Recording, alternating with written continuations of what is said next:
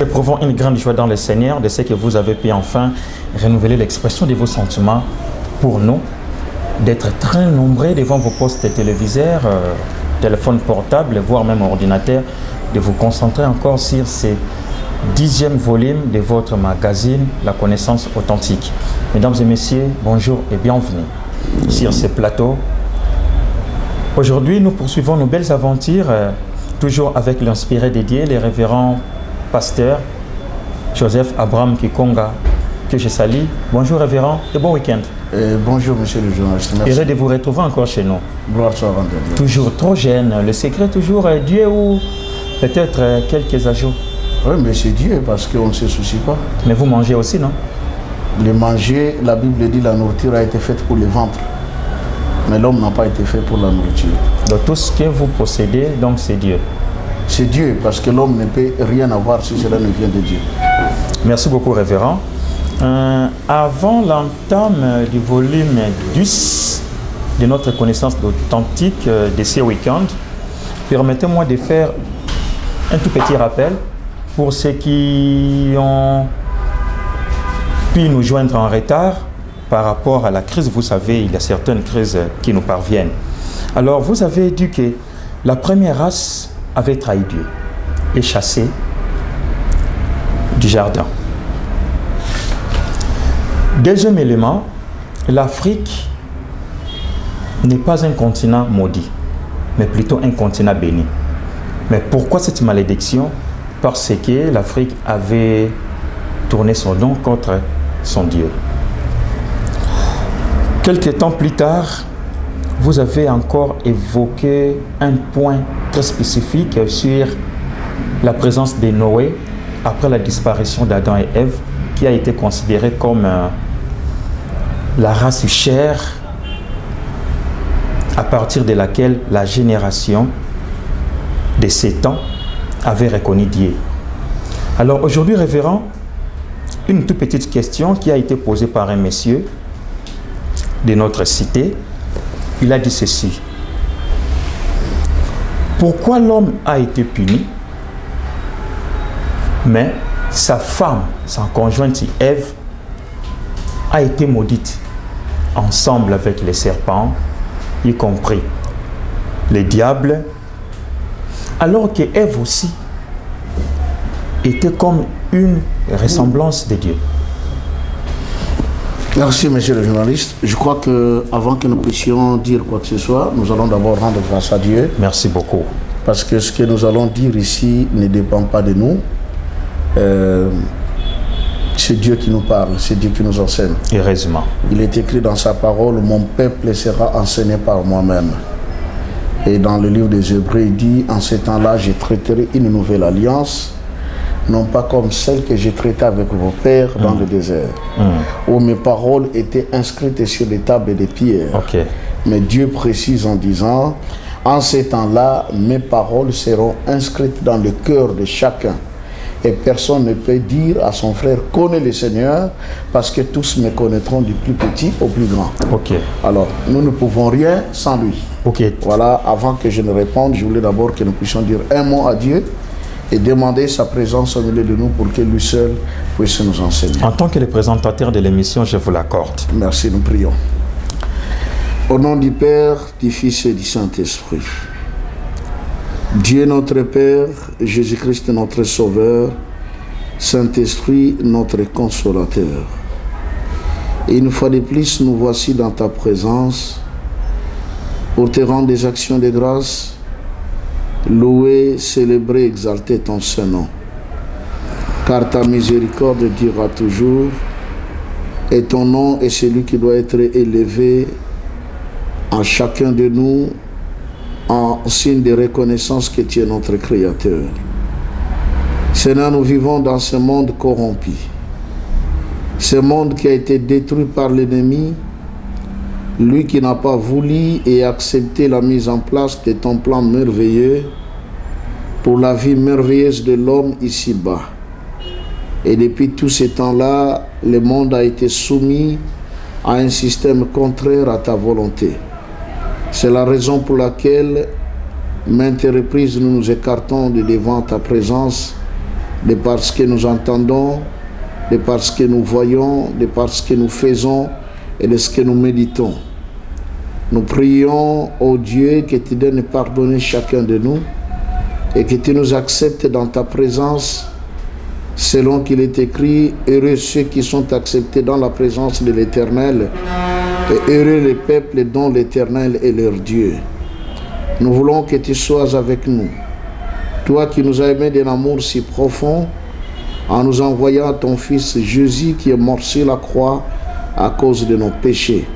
Et par la foi en son nom, nous avons été pardonnés de tous nos péchés, de toutes nos iniquités, et nous avions reçu la vie éternelle, car il est écrit, à tous ceux qui l'ont reçu et qui ont cru en son nom, il leur a donné pouvoir de devenir enfants de Dieu, lesquels sont nés ni de la volonté de la chair, ni de l'eau, ni du sang, ni de la volonté de l'homme, mais de par ton esprit. Voilà pourquoi, ô Père Esprit Saint, nous voulons que tu sois avec nous depuis le début jusqu'à la fin, que les bouches soient nôtres, mais que les paroles soient tiennes, et que toi seul tu parles à chacun de nous, parce que ta parole est une épée à double tranchant, et lorsqu'elle arrive, elle vient pour séparer l'os jusque dans sa moelle. Elle vient également pour nous corriger, nous convaincre et nous enseigner. Laisse que tu revêtisses également de ton esprit les journalistes, de manière à ce que nous soyons tous ensemble dans la même zone d'ombre, de manière à ce que, ô Dieu, ta parole soit prêchée avec vivacité, avec force, et que tout celui qui nous écoutera à travers le monde en trouve une part pour sa vie, que les malades soient guéris, que les dépourvus soient bénis, et que tous ceux qui sont dans la nécessité reçoivent la grâce de ta part. Nous t'avons ainsi prié au nom du Père, du Fils et du Saint-Esprit. Amen. Amen. Mesdames et messieurs, sans Dieu, nous ne pouvons rien faire. Merci, révérend, pour la prière. Merci beaucoup. Juste un petit rappel. Vous le savez bien que vous l'avez bien évoqué ces points lors du volume précédent, volume 9, en disant que après avoir commis leur péché, Adam et Ève ont été punis. Mais vous avez bien structuré un élément, puisque cette question a été posée par un monsieur, en disant que, révérend, pourquoi vous avez dit que Adam n'a pas été maudit, mais plutôt puni, alors que Ève, qui était considérée comme sa conjointe, avec la ressemblance aussi de Dieu, a été maudite ensemble avec serpent et Lucifer. Merci bien, c'est une bonne question. Je remercie le frère ou la sœur qui a posé cette question. Pourquoi Dieu n'a pas maudit Adam? Il a juste puni Adam, il a maudit les sols à cause de lui, mais pourtant il a quand même maudit Ève qui était aussi créée à sa ressemblance. Et j'avais dit la fois passée, ce qui est arrivé dans les jardins d'Éden était d'abord un problème de responsabilité. L'homme vivait tout seul. Mais c'est Dieu qui va décider par après en disant qu'il n'était pas bon que l'homme soit seul. Il lui fallait une aide semblable à lui. Et la finalité, Dieu va créer la femme pour l'homme. Et nous avions dit, l'homme n'a pas été créé pour la femme, mais bien au contraire, la femme a été créée pour l'homme. Et quand Dieu a constaté qu'il y a quelque chose d'étrange qui venait de se passer dans les jardins, il est descendu lui-même avec tout son conseil céleste pour venir faire les constats, parce que Dieu savait déjà que l'homme s'était égaré. Et quand Dieu arrive sur terre pour savoir qu'est-ce qui s'est réellement passé, il se rendra compte que l'homme n'a pas été à la hauteur, ou je dirais à la base même du départ de ses péchés. Mais c'est plutôt la femme. Donc Dieu a sûrement qu'il aurait également demandé à la femme, lorsque le serpent t'a parlé, en te donnant un enseignement contraire à celui qui t'a été donné par ton mari, as-tu eu le temps d'aller demander à ton mari? Mais je crois que non.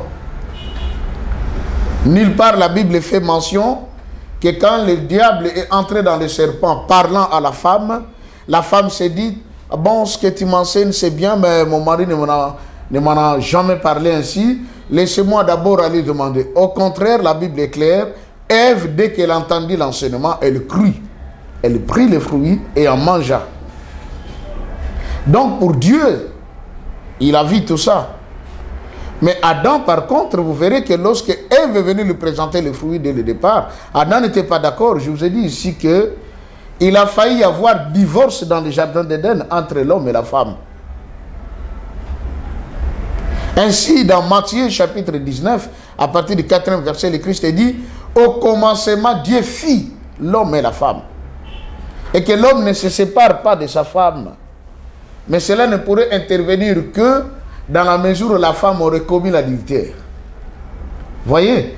Donc, il a fallu que Dieu fasse ce constat que la femme a écouté plus le serpent que son mari. Vous savez, je vais vous dire une chose, monsieur le journaliste. Il y a des couples qui sont en train de souffrir maintenant. Un peu comme disait notre frère Alain Moloto, paix à son âme.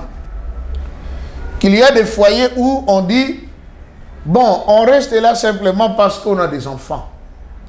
Mais sinon, le goût de vivre entre l'homme et la femme n'existe plus. Pourquoi? Parce que l'homme a fait le constat que la femme n'écoute pas sa voix, mais la femme écoute la voix de quelqu'un d'autre du dehors.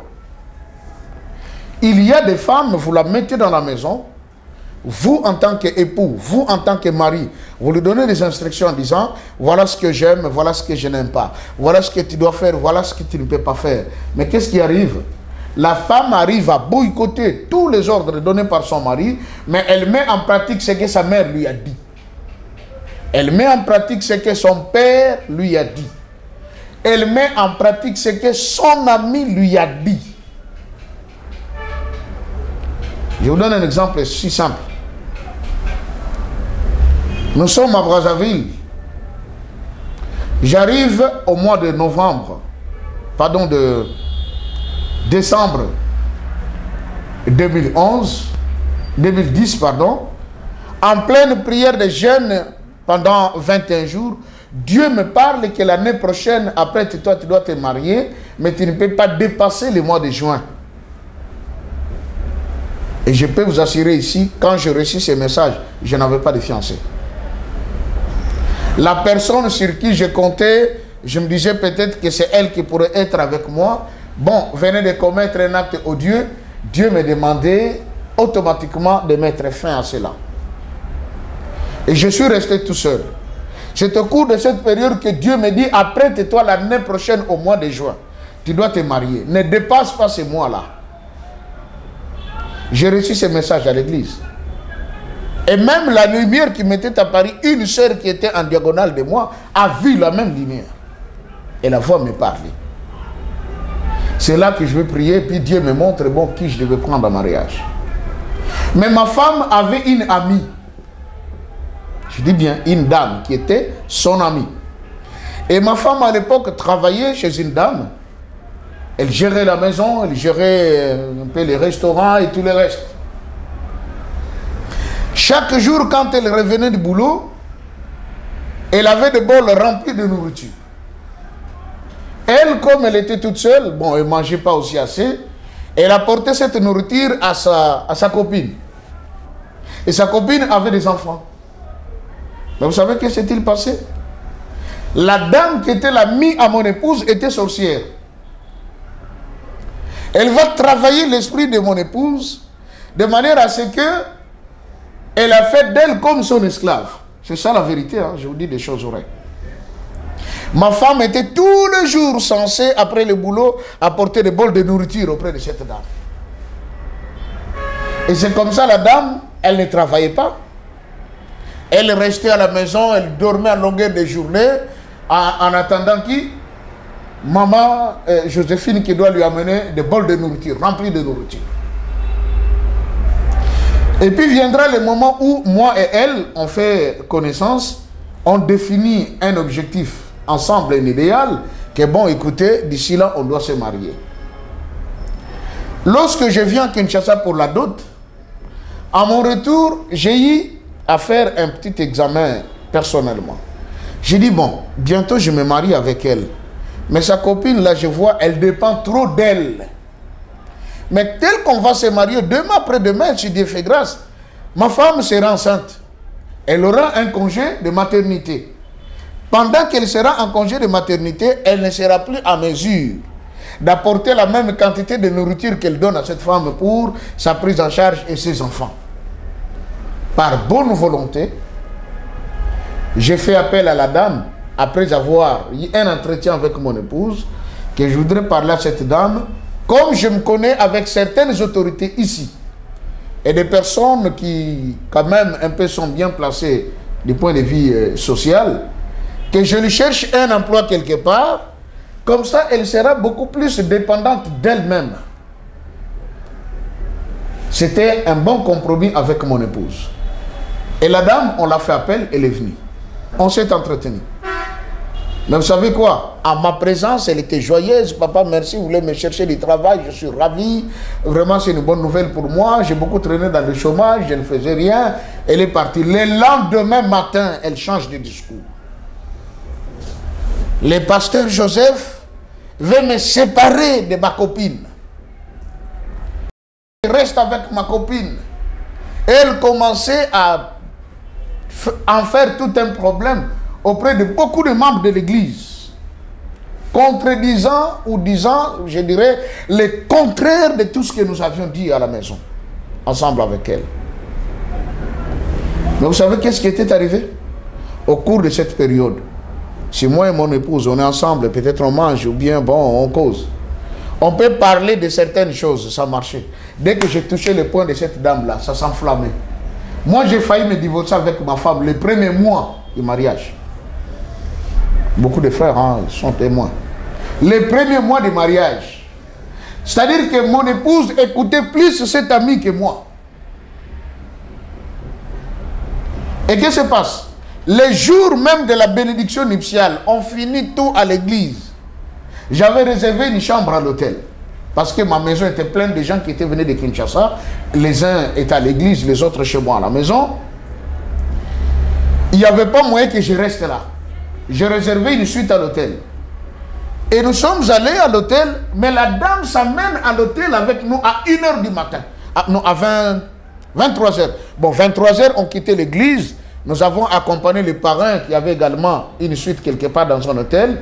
On a eu un entretien avec les parrains. Et quand on a fini, la voiture nous conduit à l'hôtel où j'avais réservé pour nous-mêmes. Mais la dame nous suit. On arrive là, qu'est-ce qu'elle dit? Elle veut passer nuit avec nous. Je dis, mais non, mais c'est quoi là? À quoi j'assiste? Donc, voilà ce jour-là. Si je n'étais pas sage, moi, d'agir en tant qu'homme, j'allais tomber dans la même erreur qu'Adam. Où Ève s'est entretenue avec le serpent, elle met en pratique l'enseignement du serpent, sans demander son mari. Et ce jour-là, j'ai pris mon courage après le corps, j'ai dit, madame, s'il vous plaît, vous nous avez accompagnés jusqu'ici parce qu'on avait des histoires, mais vous ne pouvez pas dormir, vous devez rentrer chez vous. La voiture est là, le chauffeur est là, il va aller vous déposer. Oh non, parce qu'il est déjà presque minuit, 1h, j'ai dit, mais oui, vous devez rentrer, vous ne pouvez pas dormir avec nous. Alors imaginez que je lui avais donné l'accès, qu'elle dormait avec nous. Comprenez les conséquences d'ordre social et d'ordre spirituel. Si Dieu était fâché contre Ève, parce que Ève, en écoutant la voix du serpent, devait s'adresser à son mari pour savoir est-ce que ce que le serpent m'a dit est vrai. Ève n'en a pas fait. Elle a mangé. La Bible dit, la femme vit que le fruit était bon à manger et qu'il était agréable à la vue, qu'il était précieux pour ouvrir l'intelligence. Elle a mangé. J'ai dit, le plus grand péché commis par l'homme, ou je dirais le péché commis par l'homme, c'était la désobéissance. Mais qu'est-ce qui a poussé l'homme à atteindre la désobéissance à la voix de Dieu? C'est la crise de l'identité.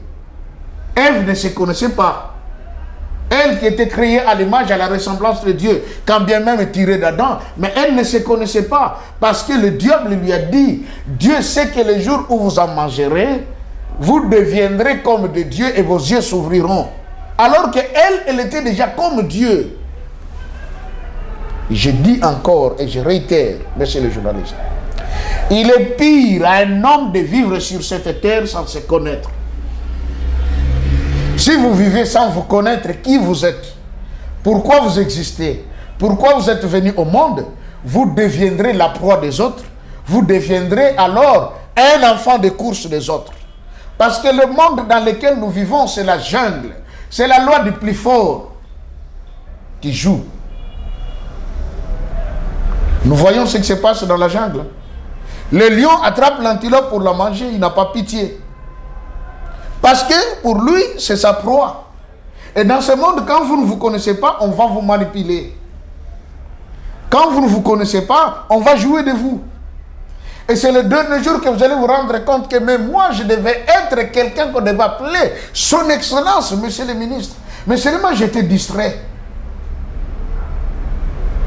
Oh non, mais j'allais être moi, patron d'une grande entreprise, mais simplement parce que j'étais distrait. Quand on se donne la peine de suivre la télé du matin jusqu'au soir pour ne rien concevoir dans sa tête, à quoi vous allez vous attendre? Rien absolument. Et surtout que nous vivons dans un pays où il n'y a même pas de parc comme tel, où quelqu'un peut venir s'asseoir, bénéficier de l'air et avoir un sens de raisonnement autre. Nous, c'est les vacarmes qui priment. Hein. Partout où on passe là, c'est des bruits. Vous savez, dans les bruits, on ne peut rien. C'est ça la vérité. Donc, je conclue en disant ceci. Dieu n'a pas maudit Adam parce que d'abord, il était son image et sa ressemblance. Et deuxièmement, Dieu savait que Adam a mangé les fruits indépendamment de sa volonté. Ève lui avait dit, si tu ne manges pas, ne me touche plus. Merci beaucoup, révérend, de nous avoir bien éclairés. Alors, révérend, aujourd'hui, nous poursuivons. Ces volumes disent avec les générations. Permettez-moi de vous dire un terme. Vous savez, dans un monde musical ou dans une planète qui dispose de plusieurs éléments, il y a toujours l'existence des générations, oui, avec des événements qui marquent l'existence de ces derniers. Okay. Permettez-moi de vous dire, au monde musical, la musique occidentale avait tracé 4 générations principales. La première génération s'appelait la génération baroque, avec des grands événements. Okay. La deuxième génération, la génération classique. La troisième génération, la génération romantique. Et la quatrième que nous vivons actuellement, avec des ndombolo, des musiques religieuses, chrétiennes, ainsi de suite, la génération contemporaine. Okay. Alors, Dieu, après avoir aussi créé sa planète, bien sûr, avec tout ce qui l'entoure, il devait mettre aussi ce qu'on appelle des générations qui marqueraient, bien sûr, oui, plusieurs existences de cette planète. Oui.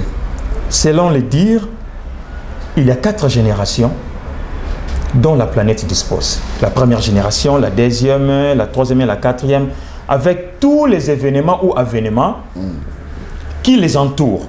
Alors, révérend, commençons par la première génération. La première génération avait commencé quand? Okay. Et fini quand? Okay. Et quels furent les grands événements? Je parle des événements. Quels furent les grands événements qui avaient marqué l'existence de cette première génération? Okay. Là, c'est la première question. Merci. Quelques temps plus tard, dans la Bible que nous lisons, Dieu avait détruit cette génération. Pourquoi?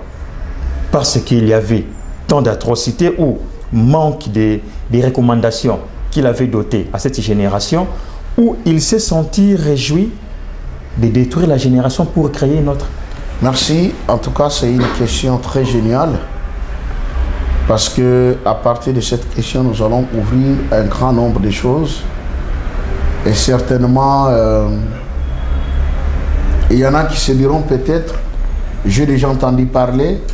D'autres diront, c'est pour ma première fois d'en entendre parler. Il est vrai, comme vous l'avez dit, depuis la création du monde jusqu'à aujourd'hui où nous parlons, il y a également, tout comme dans la musique, 4 générations.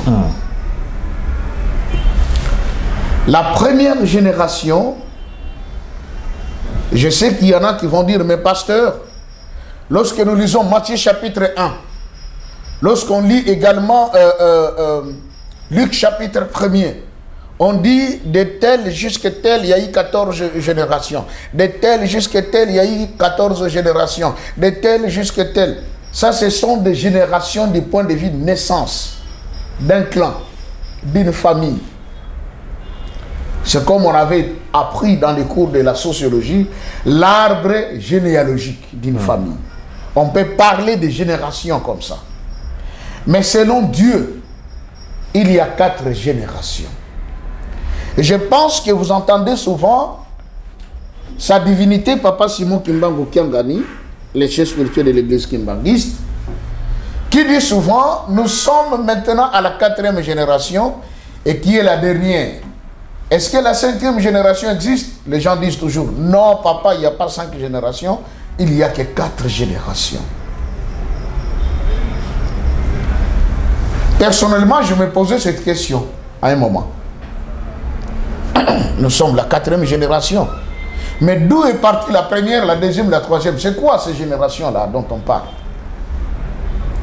Et le Christ disait toujours, je vous le dis en vérité, cette génération ne passera point que ces choses ne soient arrivées. Quelque part, quand on est venu lui dire, fais un miracle ici en Capernaum, il dit, ah, race des incrédules, une génération méchante demande des miracles. Il ne vous sera donné aucun autre miracle que celui du prophète Jonas. De la même manière qu'il fit 3 jours dans le ventre du poisson, ainsi en sera-t-il pour le Fils de l'homme. Mais le 3e jour, il reviendra à la vie. Alors, ça a poussé ma curiosité à aller plus loin pour pouvoir savoir ces générations dont parle la Bible, ce sont lesquelles, comment elles ont commencé, de quoi elles ont été marquées ou elles sont marquées. Et bien par la grâce du Saint-Esprit, il m'a enseigné. Et je vais découvrir maintenant les 4 grandes générations de l'humanité. La première génération est allée depuis la création, donc depuis Adam, jusqu'à l'avènement de Noé. Et vous verrez, monsieur le journaliste, j'ai dit la fois passée, il n'existe pas une relation qui puisse exister entre l'homme et Dieu, ou entre Dieu et l'homme, ou entre un homme et son prochain, ou entre une nation et une autre, ou entre un peuple et notre peuple, un parti politique et un autre parti politique, sans qu'il y ait l'intervention de la notion de l'alliance. Chaque génération a eu une alliance que Dieu a conclue. Et qu'est-ce que je vais comprendre? C'est la non-mise en pratique des clauses de l'alliance qui font en sorte que la génération soit arrêtée, abolie, détruite, pour qu'une autre génération prenne place. C'est ça la vérité. Regardez, la première génération est allée depuis Adam jusqu'à Noé. Elle a eu pour alliance manger de tous les arbres qui sont dans les jardins, sauf celui de la connaissance du bien et du mal. On n'a même pas dit sauf l'arbre de vie. Mais on a dit celui de la connaissance du bien et du mal. Le signe de cette alliance, c'est cet arbre-là. Une alliance basée sur l'obéissance à la parole de Dieu. Les clauses de cette alliance, on dit quoi? Les jours où vous en mangerez, vous mourrez certainement. Et que s'est-il passé? Est-ce que l'homme, Adam et Ève, Ish et Isha, comme on les appelle en hébreu. Ont-ils réellement observé cette alliance? Non. Ils ont profané l'alliance en mangeant les fruits de l'arbre de la connaissance du bien et du mal. À partir de ce moment-là, cette génération avait déjà tout perdu. Et Dieu dit, ah, vous avez mangé les fruits de l'arbre de la connaissance du bien et du mal. On vous empêche même d'avancer votre main vers l'arbre de vie. De peur que vous nous viviez éternellement. Vous savez, nous avions beaucoup parlé sur l'arbre de la connaissance du bien et du mal, mais on n'a pas parlé sur l'arbre de vie. D'accord. Je voudrais ouvrir cette parenthèse. Lorsqu'on parle de l'arbre de vie, ça signifie que cet arbre donne la vie. Et que dans cet arbre se trouve également la vie. Mais où se trouverait la vie en réalité? Parce que la Bible dit, lorsque l'homme a été créé, c'était une statue inerte. Quand bien même il y avait de l'eau, il y avait le sang qui coulait en lui. Quand bien même, il y avait de la chair en lui, les os et tout ce qui se compose, les nerfs, mais l'homme était inerte. On n'avait jamais dit que c'était un être vivant. Mais c'est lorsque le Père Esprit Saint va souffler dans l'homme, ou entrer dans l'homme, que l'homme deviendra une âme vivante, ou autrement dit, un esprit vivant. C'est que pour qu'il y ait vie, il faut qu'il y ait la présence de l'Esprit de Dieu dans les matériels. Ainsi, la présence de cet esprit rend les matériels vivants. Et pour signifier que l'homme devient une âme vivante, c'est que la vie se trouve où? Dans le sang. Où il y a l'âme. L'âme d'une personne vit dans le sang. L'âme d'un animal vit dans son sang. Et Dieu disait, quand vous allez manger un animal, il faut commencer par l'égorger, faire jaillir son sang, de manière à ce que vous ne mangez pas l'animal et son âme. L'animal et sa vie. C'est que l'arbre dont on dit, l'arbre de vie, dans cet arbre, il y a la vie. Mais qu'est-ce qui symbolise la vie? Nous voulons lire un petit passage, monsieur le journaliste.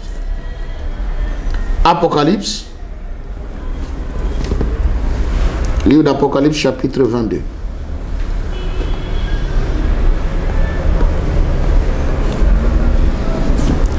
Apocalypse 22. Ok. Verset 1er. Et il me montra un fleuve d'eau vive, éclatant comme du cristal, sortant du trône de Dieu et de l'agneau. Au milieu de sa rue et du fleuve, de ça et là, était l'arbre de vie, portant 12 fruits. Portant quoi? 12 fruits. Rendant son fruit chaque mois. Et les feuilles de l'arbre sont pour la guérison des nations. Waouh! Mais les journalistes ont dit, l'arbre de vie portait combien de fruits? 12. 12 fruits. Et on dit que les feuilles de cet arbre servent à la guérison des nations. On n'a pas dit à la guérison des maladies. À la guérison des nations. La guérison des nations. Or, Ésaïe chapitre 53, où on dit, qui a cru à ce qui nous a été annoncé et qui a reconnu les bras de l'Éternel, voici, il s'est levé devant lui comme une faible plante, comme une plante desséchée. Ok? Il n'avait ni éclat ni beauté pour attirer nos regards. Mais pourtant, ce sont nos douleurs qu'il a portées. C'est de nos souffrances qu'il s'est chargé. Les châtiments qui nous donnent la paix étaient tombés sur lui. On ajoute, par ces meurtrissures, nous sommes guéris de toutes nos maladies et de toutes nos infirmités. Dans les psaumes, quelque part, Dieu dit, David, pardon, s'écria en disant, Mon âme bénit l'Éternel, n'oublie aucun de ses bienfaits, car c'est lui qui pardonne tes péchés et qui te guérit de toutes tes maladies et de toutes tes infirmités. Voilà. Ésaïe 53 dit, c'est lui qui était comme une faible plante. Lui qui n'avait pas ouvert la bouche pour parler pendant qu'on le conduisait comme un agneau qu'on menait à la boucherie pour aller tondre. Il n'a pas ouvert la bouche. Il n'a rien dit. Il observait. Jusqu'à ce que la mission des hommes soit accomplie sur lui. Mais on dit par ses plaies, nous sommes guéris de toutes nos maladies et de toutes nos infirmités. Et la finalité, nous avions compris de qui Ésaïe parlait, du Christ. Mais si nous allons plus loin, dans le même chapitre d'Ésaïe, plus tard, je vais en parler, il ne s'agissait pas seulement du Christ, mais aussi de son Père qui viendra au monde, qui deviendra un homme. Parce qu'on a dit, alors tu verras ta postérité. C'est dans Ésaïe. Hein? Revenons-y alors. Je ne vais pas anticiper. Ok. Le moment viendra où nous allons comprendre qui a été le Père du Christ, à qui la promesse a été faite de voir sa postérité et de manger à la même table que les grands. C'est dans la Bible. D'accord. Maintenant, la différence ici, c'est quoi? On dit le Christ par ses plaies, lui qui était blessé, avec des clous aux mains, aux pieds, la couronne d'épines sur sa tête et tout le reste, par ce meurtrissure, nous sommes guéris de toutes nos maladies et de toutes nos infirmités. Voilà pourquoi quand on prie pour quelqu'un, au nom de Jésus-Christ de Nazareth, que ta maladie te quitte, voilà, la personne est guérie. Mais on dit, quant à l'arbre de vie, elle ne servait pas à la guérison des maladies, mais elle servait à la guérison des nations. C'est ça la différence.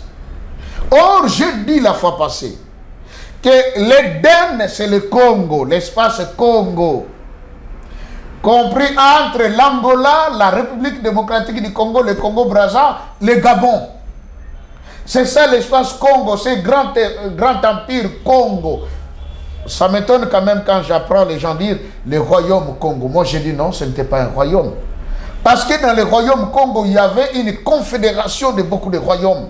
Donc le Congo était un empire. L'empire Congo. C'est ça l'Éden. Et c'est dans l'empire Congo à l'est que Dieu viendra planter maintenant son jardin. Depuis le Katanga jusqu'en province orientale. Nous avons vu sa preuve à l'appui du point de vue biblique. Oui. Et on dit que Dieu avait planté deux arbres là. Il y avait l'arbre de la connaissance du bien et du mal et l'arbre de vie. Mais ici, Jean est en train de voir le paradis. Il dit, me montra un fleuve d'eau vive, éclatant comme du cristal, sortant du trône de Dieu et de l'agneau. On a beaucoup de choses à dire, hein, monsieur le journaliste. Dieu est-il aujourd'hui parmi nous? L'agneau est-il aujourd'hui parmi nous? Ou pas encore? On en parlera. Ok, revenons-y. Il dit, au milieu de sa rue, dans les autres traditions, on dit, au milieu de la ville, ok, et du fleuve, de ça et de là, était l'arbre de vie portant 12 fruits. En tout cas, je vais ouvrir ici. Si nous revenons dans Apocalypse chapitre 12, on dit, puis je vis une femme. On va lire ça. Apocalypse 12. Nous allons revenir dans Apocalypse 22. Ok. Un grand signe parut dans le ciel. Une femme revêtue du soleil. Et la lune sous ses pieds. Et sa tête était couronnée de 12 étoiles. 12 étoiles. Et étant enceinte, elle criait, étant en mal d'enfant, étant en mal d'enfant, oui, et en grand tourment pour enfanter. Et il apparut un autre signe dans le ciel, voici un grand dragon rouge fait. Ça, c'est autre chose. M'ont dit, Jean dit, je vis une femme, un signe. Le signe que j'ai vu, c'était quoi? Il y avait une femme qui était couronnée de 12 étoiles sur sa tête. Mais dans l'Apocalypse 22, on dit, l'arbre de vie portait 12 fruits. Et dans l'Apocalypse 12, on dit, cette dame était revêtue du soleil. Elle est revêtue du soleil comme un manteau. Et de la lune sous ses pieds. Et sur sa tête, une couronne de 12 étoiles. Waouh!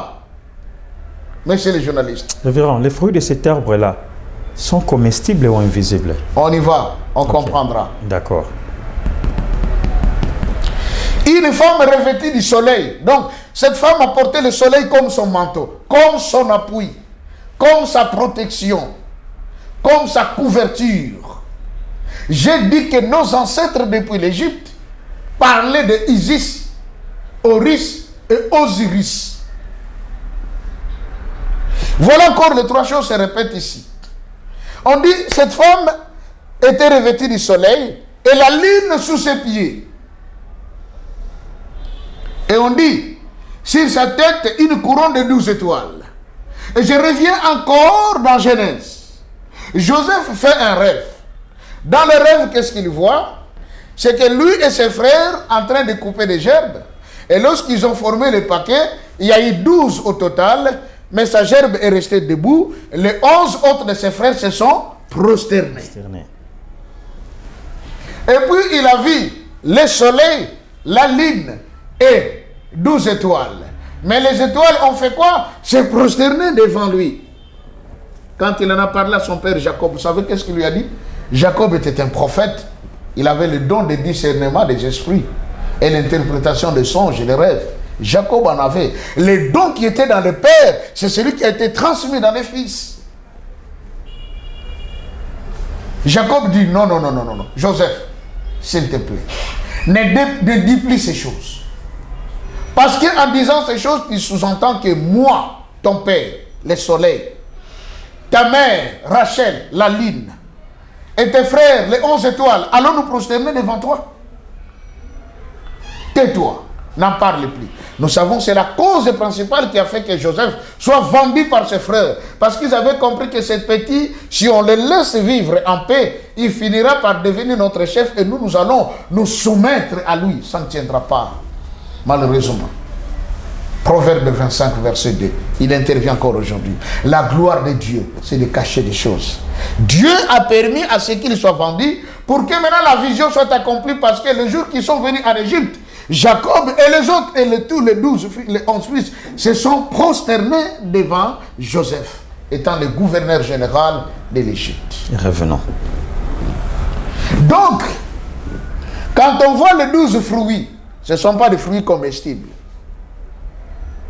Ce sont ces 12 étoiles sur la tête de la femme. Quelle est cette femme dont on parle?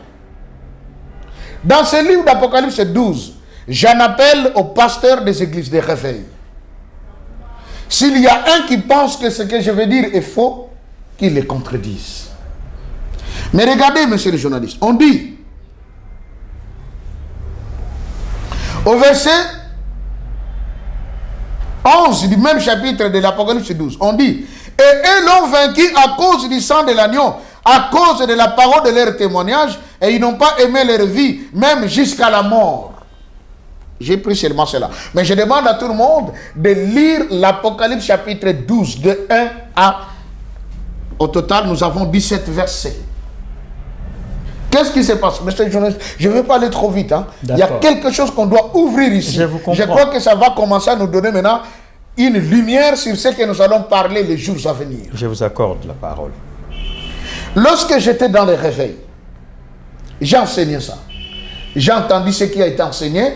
Moi aussi, j'ai copié et c'est la même chose que j'avais reproduit. On disait, la femme qui devait enfanter, c'était Marie. Autrement, la nation d'Israël. L'enfant qui était enfanté, c'était le Seigneur Jésus-Christ. Les 12 étoiles sont les 12 tribus de la nation d'Israël. Le soleil, c'est Dieu. La lune, c'est l'Église. Mais quand je relis le livre de l'Apocalypse 12, qu'est-ce qu'on dit? Que les dragons étaient fâchés de voir la femme qui voulait donner naissance à un enfant. il vient pour mener la guerre contre la femme. Mais lorsqu'il est venu mener la guerre contre la femme a été secourue parce qu'on lui donna les ailes du grand aigle pour s'envoler dans le désert. Et on nous a dit, oui, c'était Marie parce qu'elle va quitter Israël pour venir se réfugier où? En Égypte. Avec l'enfant Jésus. Mais l'on dit, le dragon, quand il a voulu détruire la femme, il n'a pas pu. Qu'est-ce qu'on dit? L'enfant fut enlevé vers Dieu et vers son trône. Et quand le dragon a constaté que l'enfant a été enlevé vers Dieu et vers son trône, il vient faire la guerre contre les saints, la guerre contre la postérité de la femme, où il a commencé à les emprisonner, à les tuer, à les détruire. Mais la Bible dit quoi à la fin? Mais la postérité de la femme a vaincu les dragons, a vaincu le diable et Satan, grâce à quoi? Au sang de l'agneau. Et par la parole de leur témoignage. Ça signifie quoi? C'est que la descendance de la femme a eu la victoire sur les dragons grâce au sang qui avait déjà coulé de l'agneau de Dieu. C'est que l'agneau était déjà mort avant que cette scène ne soit accomplie. Vous comprenez? Oui. Parce que si ce n'était pas l'enfant qui était déjà, pardon, le Christ était déjà mort et que l'on parlait de l'enfant qui a été enlevé vers Dieu et vers son trône, on allait nous dire ici, puis l'enfant a été tué et son sang a servi de signe de victoire à la postérité de la femme. Mais on dit, la postérité de la femme a vaincu à cause du sang de l'agneau et par la parole de leur témoignage. C'est que l'agneau était déjà mort. Mais de quel enfant il s'agit ici? Est-ce que le Christ, quand il est mort sur la croix, il est monté dans le ciel? C'était un enfant? Non. Un jeune. C'était un homme de 33 ans. Un jeune. Vous comprenez? Mais la Bible dit, l'enfant fut enlevé vers Dieu et vers son trône. Et je suis allé dans la profondeur, un peu dans la recherche et dans la prière, je découvre autre chose. La femme dont on parle ici, c'est le royaume qui sera restauré de Dieu sur la terre. C'est donc le royaume Congo, messieurs les journalistes. Le royaume Congo. Comme Israël a eu 12 tribus qui l'ont composé, le royaume Congo également a été composé de 12 clans. C'est dans ce royaume qu'on retrouve l'arbre de vie qui porte 12 fruits, qui porte 12 clans. Cet arbre qui a la charge de 12 clans. Nzinga, Ntsakompanzu, tous les autres. 12. Vous comprenez? Oui. Et on dit, la femme est enveloppée du soleil. Nos ancêtres savaient que le soleil, qu'on appelait en Égypte par le dieu Ra, symbolisait l'éternel Dieu tout-puissant. L'Nzambiampungu Tulendo. C'est-à-dire, ce royaume qui compte sur le véritable Dieu qui est pour eux leur rempart. Le véritable Dieu qui est pour eux leur protection. Et ce royaume, où cette femme a été matérialisée dans le royaume Congo, pour qu'elle symbolise réellement ce qui est écrit, c'est bien Mama Kimpavita. Posez-vous la question, pourquoi cette jeune fille d'à peine une vingtaine d'années, son nom a fait du succès jusqu'à aujourd'hui et on continue à en parler jusque dans le milieu le plus élevé? Qu'est-ce qu'elle a été cette femme? On dit que c'était une femme revêtue du soleil, la lune sous ses pieds. La lune, oui, bien sûr, c'est l'église. La femme, l'épouse de Dieu. Comme fit Rachel, l'épouse de qui? De Jacob, la mère de Joseph. Joseph étant le type du Christ. Et ici, on nous dit que sur sa tête, il y a de Dieu, il y a la charge de 12 tribus. Et qu'est-ce qui se passe? L'histoire nous enseigne que le 2 juillet 1706, les missionnaires capucins les Antoniens, quelque chose comme ça, donc les catholiques,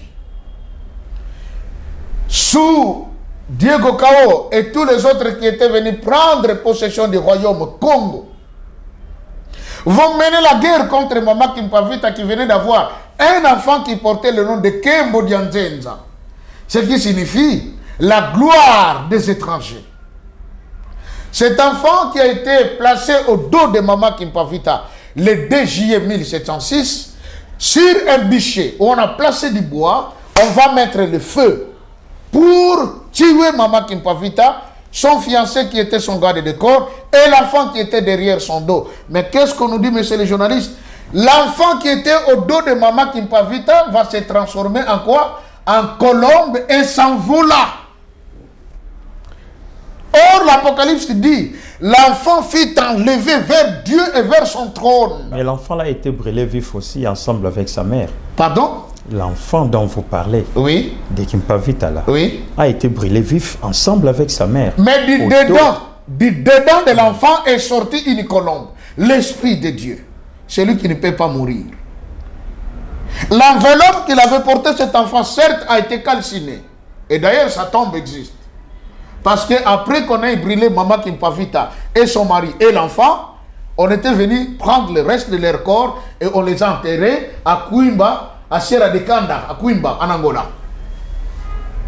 Mais il y a eu une colombe qui est sortie de l'enfant. Et dans l'Apocalypse, on dit, l'enfant fut enlevé vers Dieu et vers son trône. Et on connaît aujourd'hui l'histoire, nous allons parler du kimbanguisme les jours à venir. Okay. Qu'est-ce qui s'était-il passé, messieurs les journalistes? C'est ce qu'on dit. Quand la colombe s'est envolée, ceux qui étaient dans les royaumes Congo, qui sont venus de l'Occident, ont poursuivi la colonne par un bâton magique pour se rendre compte que la colonne était venue tomber d'abord à Mwanda. Après Mwanda, la colombe va continuer sa course jusque dans les secteurs d'Intimanti, vers Gombe Matadi. Raison pour laquelle déjà, au 19e siècle, au début, les protestants vont construire la grande mission protestante de Voula, en Gombe Lutete.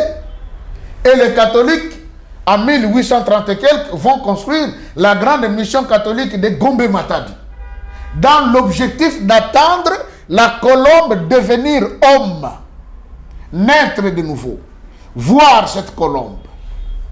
Et on dit que c'est là que se trouvait l'arbre de vie, qui portait les 12 tribus, qui portait les 12 clans. Comprenez? Oui. Mais dans l'Apocalypse 22, on dit quoi? Les feuilles de cet arbre servaient à la guérison des nations. Okay.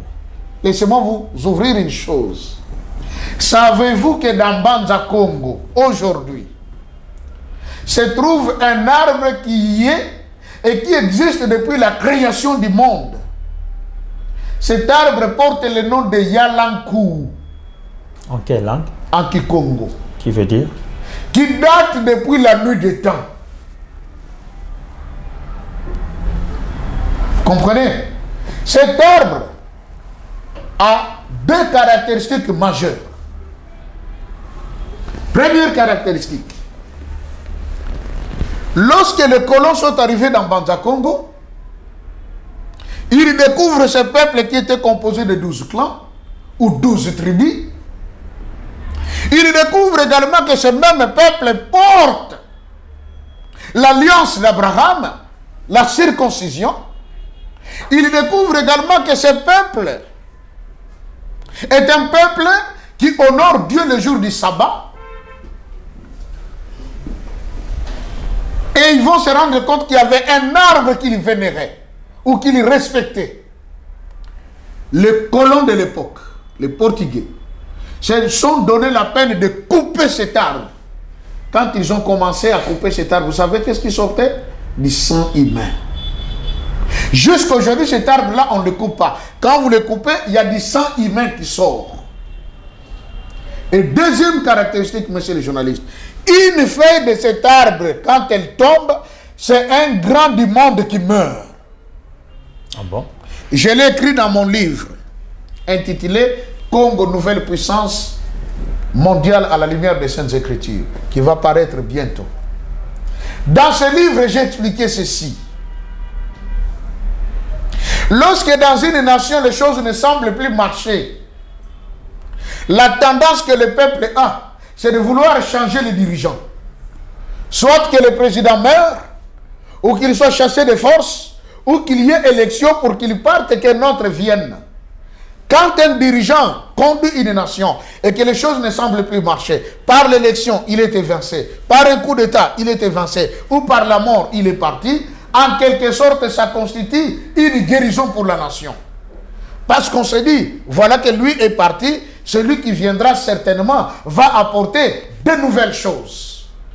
Or, cet arbre de Yalancourt dans Banza Congo, une feuille simplement, quand elle tombe, c'est un grand qui meurt dans ce monde. Soit un président, soit un empereur, soit une reine, soit, je ne sais moi, quelqu'un de science de grande renommée. Et c'est jusqu'aujourd'hui. Voilà la parole d'Apocalypse 22 s'accomplit. Que les feuilles de cet arbre servent à la guérison des nations. Donc, messieurs les journalistes, l'arbre de vie existe jusqu'aujourd'hui. Il porte le nom de Yalancourt. Quiconque veut le voir n'a qu'à se rendre en Banza Congo. Merci beaucoup, révérend.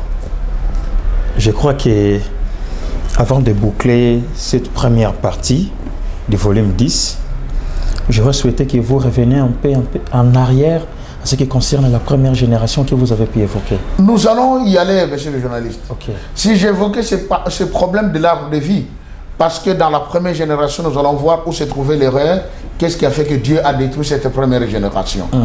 Vous comprenez? Oui, oui.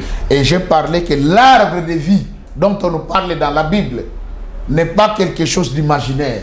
C'est une réalité. Ça s'appelle Yalancourt. Vous coupez cet arbre, il y a du sang qui sort. Une feuille qui tombe, c'est une guérison pour la nation. Et d'ailleurs, en décembre 2019, une étape est tombée où les grands chefs coutumiers de Banza Congo sont allés faire une cérémonie demandant à Yahvé Dieu Nzambiampungu Tulendo qu'il écarte cette mort au loin, que le peuple Congo n'en subisse pas. Et qu'est-ce qui est arrivé? On arrive au mois de mars 2020, Covid-19. Il y a dans des églises où sont bien décorées au mur avec l'air de dénomination, église l'arbre de vie, en dessinant un arbre avec des feuilles, avec des fruits, donc c'est à côté. Le grand problème, l'église de réveil a pris toute la parole de Dieu pour la centrer sur un seul individu, et on parle de l'enseignement christocentrique. Donc même si on lisait dans l'Ancien Testament, on vient tout court, on dit ça c'était pour Christ.